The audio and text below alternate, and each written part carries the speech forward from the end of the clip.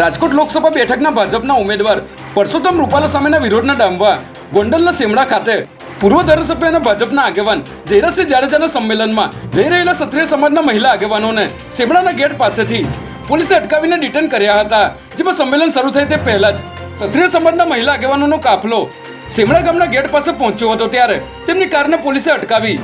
તમામને ડિટેન કરીને પોલીસ સ્ટેશને લઈ જવામાં આવ્યા હતા.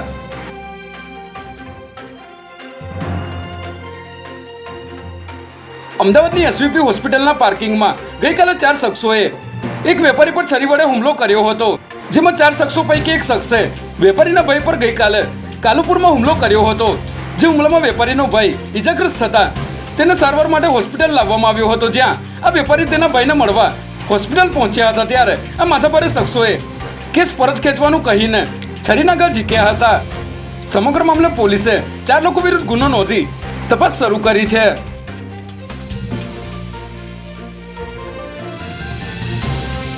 અમદાવાદના લાલ દરવાજા એમટીએસ ડેપોમાં એક યુવક અને બસના ડ્રાઈવરો વચ્ચે છૂટાહાથની મારામારીના દ્રશ્યો સામે આવ્યા છે, જેમાં આજે સવારે એમટીએસ બસમાં એક યુવકને ઉતાવળ હોવાથી ડ્રાઈવરને બસ સ્પીડમાં ચલાવવા કહ્યું હતું, જે બાબતે યુવક અને બસના ડ્રાઈવર વચ્ચે ચાલુ બસમાં બોલાચાલી થઈ હતી.